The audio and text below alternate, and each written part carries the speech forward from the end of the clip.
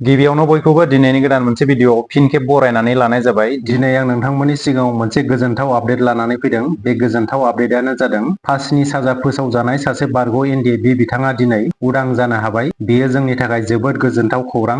दिनै आं नोंथांमोननि सिगाङाव बेनि सायावनो फंनैसो बाथ्रा बुंनो थाखाय बे भिडिअखौ लाबोनाय जादों। बेनिखायनो नोंथांमोना भिडिअखौ स्किप खालामाजासे जोबजासिम नायलां। भिडिअखौ जागायजेननायनि सिगां नोंथांमोननिसिम गुरै खावलायनाय, नोंथांमोना आंनि चेनेलाव गोदानब्ला अन्नानै चेनेलखौ साबस्क्राइब खालामनानै लाग्रोदो, जाहाथे आंनि गोदान गोदान आपडेटखौ मोननो हायो। थौदो बिदिब्ला दिनैनि भिडिअखौ जागायदिनि।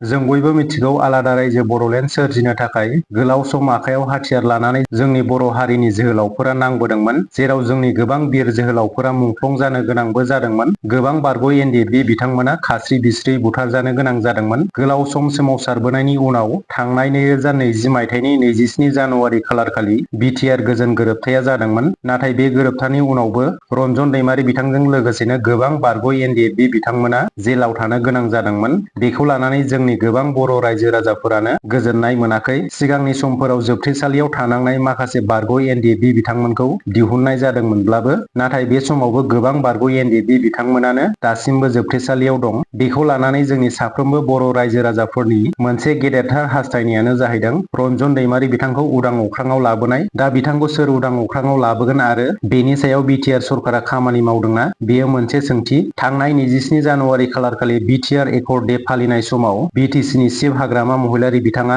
बारग' एनडिएफबि बिथांमोनखौ लानानै माखासे गोनांथार बाथ्राफोरखौ बुंदोंमोन। बेनि ससे भिडिअ क्लिपखौ नोंथांमोननो होनि। एनडिएफबिना जाहैबाय बिथांमोना दङ, बिसिनाबो एमवेसआव दं।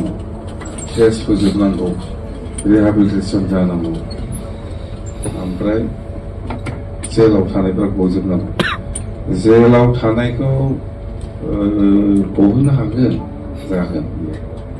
रन्जनबाबो गगोन, सोरबाबाबो गगोन। खिन्थु केसखौ आं बुंगोन, केसनि बेलायाव आं बुंगोन बेखौनो, सिस्टेम थाबाय मोनसे लेंथि प्रसेस। जेनेबा आंबो निजे एक्सपिरियेन्स, आंनि जेलनिफ्राय गदों नंगौ। आं जेलनिफ्राय गखांनायनि उनाव आंनि केसा जोबनो 5 बोसोर नांगौ। दे दा जोंनि बुंनांगौआ बेल', बिदि नङा। मानसिया फ्रि जानांगौ, जिहेतु बिसोर सुक्ति खायो। सान्तिनि नामाव सुक्ति खालामबाय। सुक्ति खालामखांनायनि उनाव मानसिया जेल सिङाव थानो आरोखि बे फ्रि जानानै थानांगौ। केसा सोलिलांबाय थागोनब्ला 8 बोसोर सोलियो ना 10 बोसोर सोलियो, बे थांबाय थागोन।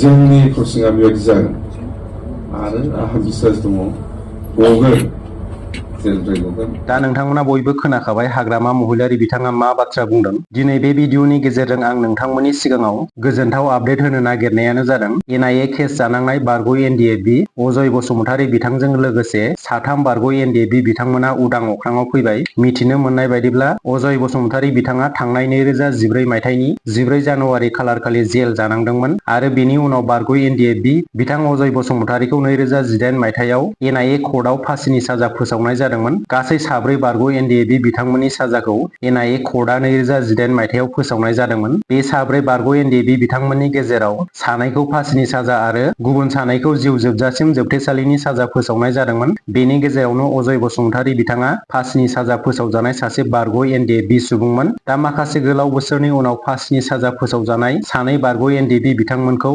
फासिनि साजा फोसावनायनिफ्राय बोखारनाय जायो। बेनि उनाव दायो बिटिसि सरकारनि नाजानायाव फासिनि साजा फोसावजानाय बारग' एनडिएफबि अजय बसुमतारी बिथाङा उदां जानो हाबाय। बेयो जोंनि बर' हारिनि थाखाय जोबोद गोजोनथाव खौरां। बेखौ लानानै न'खरनि सुबुंजों लोगोसे ओनसोलनि गोबां रायजो राजाफोरा बारग' एनडिएफबि अजय बसुमतारी बिथांखौ गाजा गोमजायै बरायनायखौ नुनो मोनदों। दा बेनि सायाव मा फोरमायदों बेनि ससे भिडिअ क्लिपखौ नोंथांमोना नायदो। गोजान लामानिफ्राय फैनाय हिसाबै जेबो कमेन्ट होथ'ला दिनै। आं दा गोबां उननि समफ्राव जाहाथे नोंथांमोनखौ लोगो मोनबाय थायो बेखौबो आं आसा खालामो। आं उनाव बुंसिगोन, दा जेबो बुंथ'ला। दाथ' मोजां मोनदों, गासैबो रायजो राजाखौ लोगो मोननानै, गासै लोगोफोरखौ लोगो मोननानै बिराद मोजां मोनदों। आं बेखिनिखौनो बुंनानै जेबो बुंथ'नाय जानाय नंला दिनै। बे केसा जि 4 2018 आव बार्डिक मोनदोंमोन एनआइए कर्टआव, 2 फासि अर्डार, 2 लाइफ इमप्रिजनमेन्ट। दा बे केसा कमप्लिटलि डिसमिस जाबाय दिनै गुवाहाटि हाइकर्टआव। बेवहाय खुनु बेलनि खोथा नङा, बियो एक्विटेड, बे केसा एक्विटेड जाबाय गुवाहाटि हाइकर्टआव। बिथांनि केसा जोबथारबाय बे केसा।